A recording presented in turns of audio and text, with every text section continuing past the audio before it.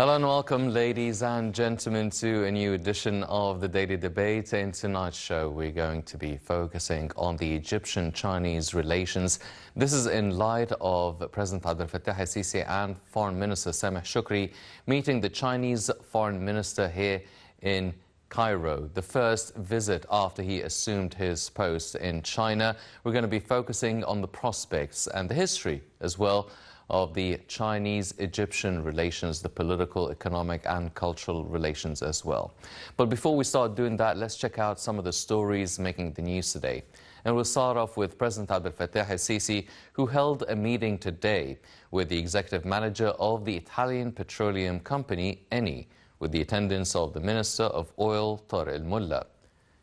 Presidential spokesman Bassam Radi said that President el-Sisi instructed to expand efforts of exploration and production, coordination between the Ministry of Petroleum and the Italian firm, at the aim of achieving the utmost benefits of Egypt's natural resources and the capabilities of the gas and energy sector.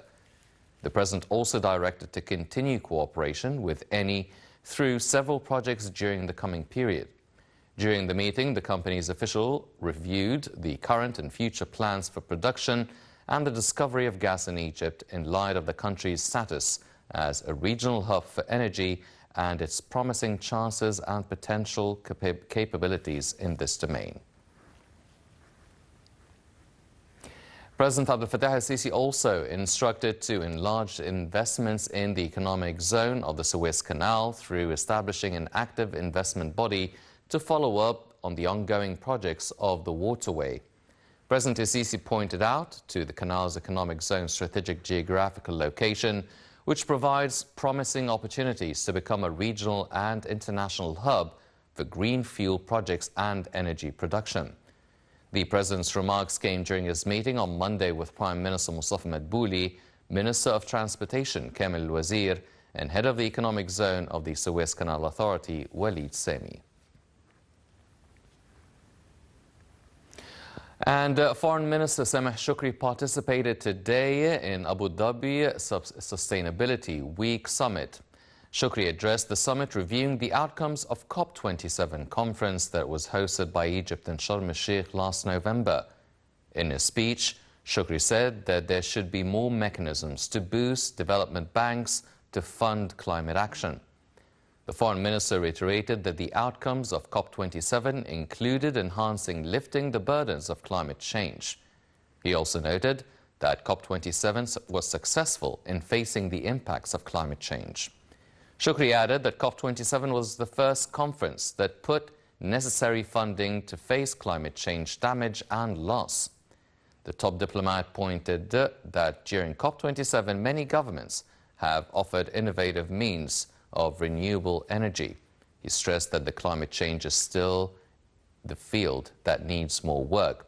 Meanwhile, Shoukry underscored that the ADSW is considered an important platform to express the remarkable transformation in the climate change file.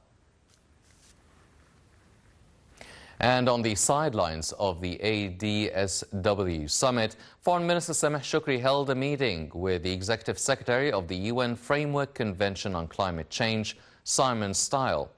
Shoukry stressed on the importance of putting executive mechanisms to boost the role of multilateral development banks and international funding institutions in providing climate funding according to the recommendations of the Sharm el-Sheikh Climate Conference COP27. The meeting probed ways of building on the successes of the Sharm el-Sheikh conference last November and putting its recommendations into effect.